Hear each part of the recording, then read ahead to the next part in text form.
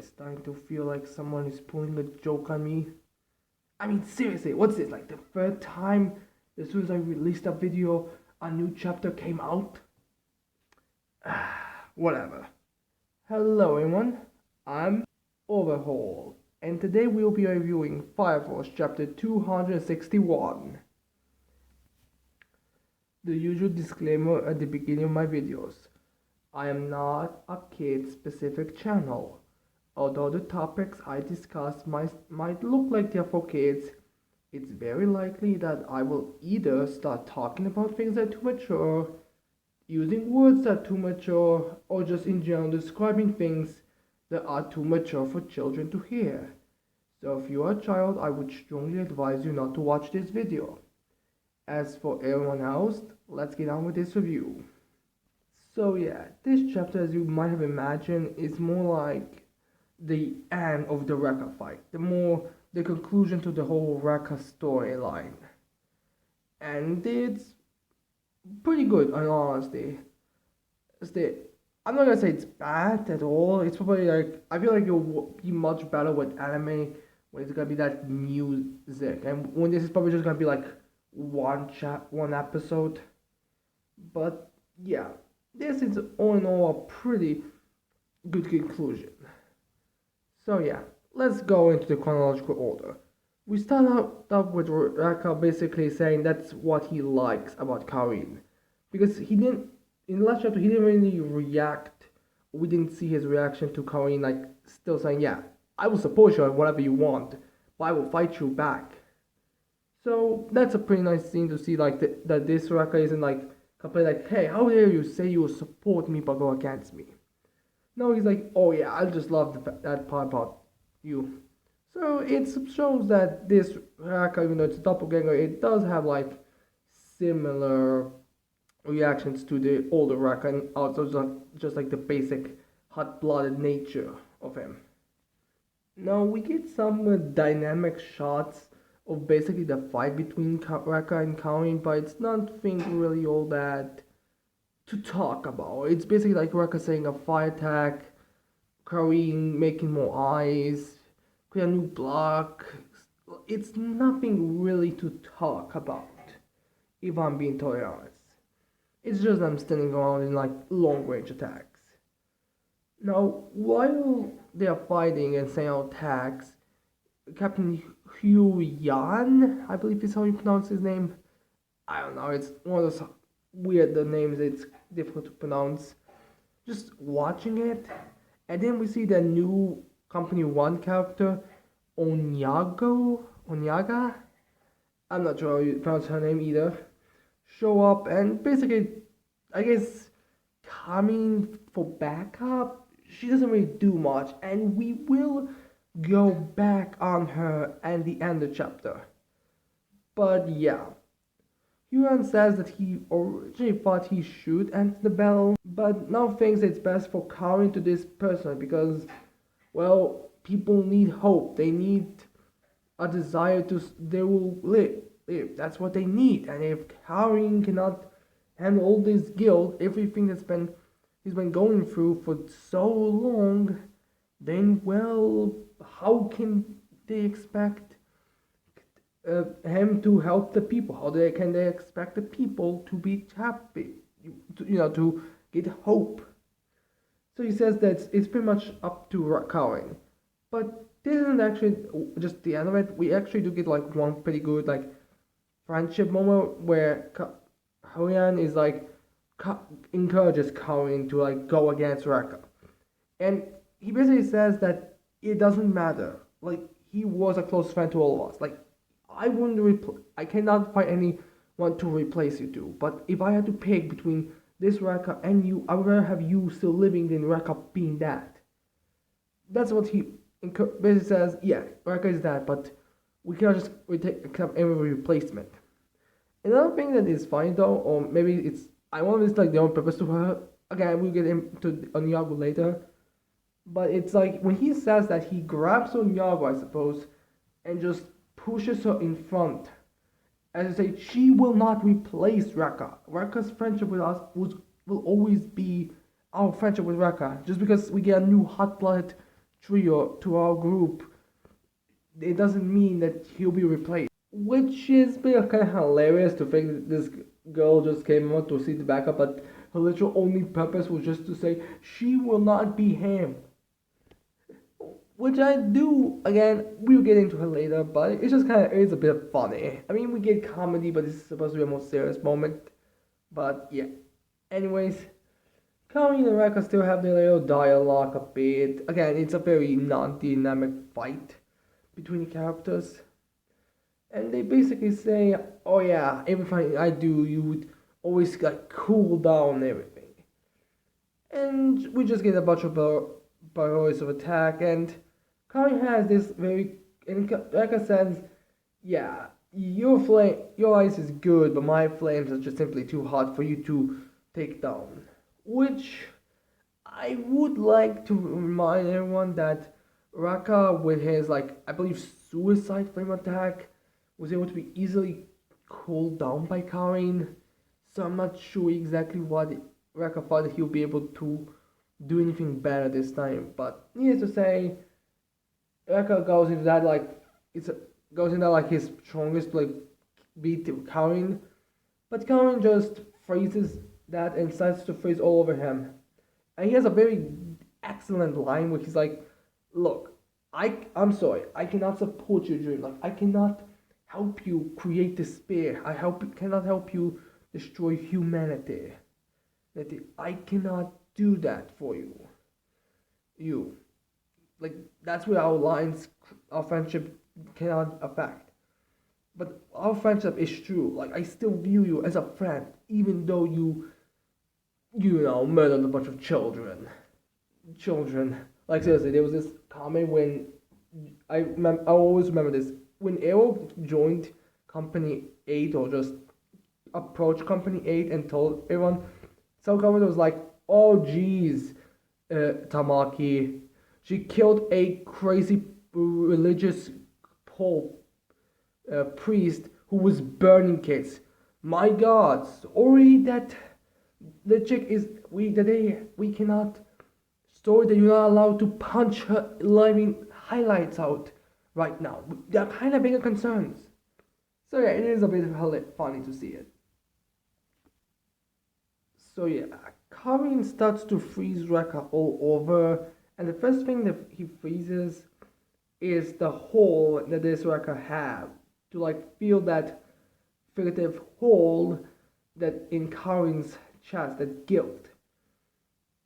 And Reka is like is pretty accepting of it. He's like, yeah, well, like yeah, I guess I'm still happy that we are at least friends, even if after everything. And he just accepts it and does his, and with screaming in the way, well, not in an annoying way. I mean, like in a friendly way as he does communicate, and dies by being frozen completely and then shattering. Yeah, yeah, which is a pretty heartwarming. I feel like this will be the ending of the episode. If I'm being honest, like it's a very good moment, and I'm sure that like in the end they're probably gonna like fill it out with having like flashbacks, even or like having a quick showcase of that their friendship or something. Like the manga didn't do it, but I can imagine the anime will. So yeah, that's a pretty nice moment. Man, like it's pretty nice and a pretty great way for Aka's character to die and this whole storyline to go to an end. It is kind of disappointing the Company 4 captain didn't get this, but I suppose he's supposed to just be a masochist. And I suppose that was also made to make Pan just more, more awesome. So yeah. We then have Onyaga? Again, I'm not sure how you pronounce that name. I may need some. We have to wait 2 seasons or 1 season next season for her to be introduced in the anime. But anyways, she basically is like, is this okay? While Kaori and Hyufun have this like little discussion, like, wow, I can't believe I've been chosen to kill Reka 2 times. Well, Yuan just says it was what we were supposed to do. Like we couldn't have done anything. Like if we couldn't prevent to his death, the first time when he comes back as a doppelganger, his death was pretty much guaranteed as soon as he showed up. So yeah, there is no like, but there's feel like it's a bit of a conclusion to this. And then we cut to the other chapter to Vulcan and Arthur when Arthur did the same thing and killed that friend that's supposed to be the bad guy in that game they're playing. And Arthur is crying a bit more emotional than Cowan actually. And Vulcan says, "You did a good job. Like it was necessary." And then while he's comforting and telling you did great, Arthur, he realizes, Walker realizes in the middle of it, the world is literally destroying right now. And what the hell are we doing? Because it just clicked to him that, I guess it didn't click to him beforehand, or maybe he didn't like really think about it all that much, what they were actually doing, because he's like, we are playing a video game that has pretty much nothing to do with anything, literally just something to call a trial. It's not like the typical trial that we have. While literally everyone is dying right now or trying to survive. What the fuck are we doing? So yeah, it's pretty funny how like Volker realizes like he's first like confident in being like kind of like playing into the whole role to the point that he might even start to believe it, but then he's like clicks it. Wait, the world is ending. We're here playing the video game. While everyone else is busting their butts out trying to save it. What the hell are we doing? Which is pretty hilarious. I don't want to spoil much for the next chapter, but it's pretty much just going to be like setting up the battle between Dragon Alpha and Giovanni and Vulcan, which might be together, double team, or maybe in the same area. I'm not sure again. The translations did not came out for that chapter, and let's hope that as soon as I post this video, they do not, because I'll be like, what, the fifth time or something? But yeah, that's pretty much it for it. Now, like I said, it's time to talk about Onyaga. Again, not sure how you pronounce that name. Seriously, why of all the names, why is that they had to say that Japanese name? Or Chinese or whatever her name comes from. So yeah, okay, now. Some people may question the purpose or the trustworthiness of Onyage because the thing is, you might not remember this exactly, but when we first got the Cataclysm Specialist Force, we know that group shot where we see some of their faces, we got to see like one tiny one in the middle who has a similar facial feature and similar hair length to Onyage. Of course, it's not the same. Her color was a bit different. Not going to race or anything. I'm just saying the color that she had was more of a infernal type color. You know, the actual black color, as black as the chair I'm sitting on right now, and looking kind of more like, you know, when someone goes on fire. It looks like. And I just checked to see just to make sure. But when Fieri, a couple of chapters back, appeared, we actually do see him standing up with a couple of Special Cataclysm Force members, and there is that small hooded figure. Now, again, it's a very wide panel. You can make out which ones are, but you cannot like make out completely. And that one you can only see her eyes. As far as we know, it's a completely different character.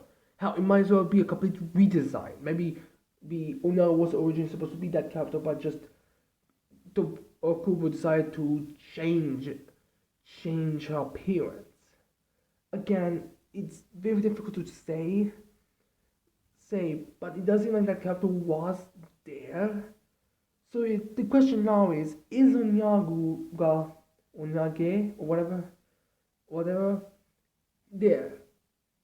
Well, a White Clan member. Well, it's possible that thing that's in the Special Cataclysm Force is possibly just a doppelganger. again, it was mentioned that the special characters and Force were pretty a fake show by Dragon, and there are quite a few characters in it that could have already appeared, that do have certain similarities. Like there's that one guy who kinda resembles Crawler. Wait, is that how you pronounce his name? Crawler? You know, that business guy from Hajima, who there was a character that resembles that his boss. There was one there. And then there's also the fact there's that other man who looks to me kind of similar, who gives me that vibe of that kid who killed Benimaru's master. There are certain similarities between them. So it is possible. Like there are also those two weird faced ones that I'm not sure who they could be. If honestly, I wouldn't be surprised if they would have some similarities to that priest from Company 4. So this does raise the question of what. So this does raise the question: is she white clad? And she was questioning in the end of this chapter if this is okay, right? So I think maybe not. Maybe a doppelganger. Like it's very difficult to say right now. Oh, in case you're wondering, there was no real statement about it. Like we don't get to see, I believe, Reka or Huion in the next chapter, so there was no like confirmation. So this does again raise the question of what is she, or are they together? Like it's unknown. Is needless to say.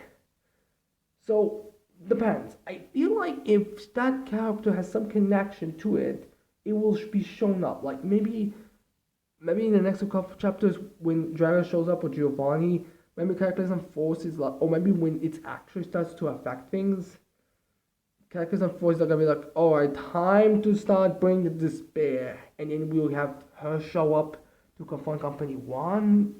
I'm not sure.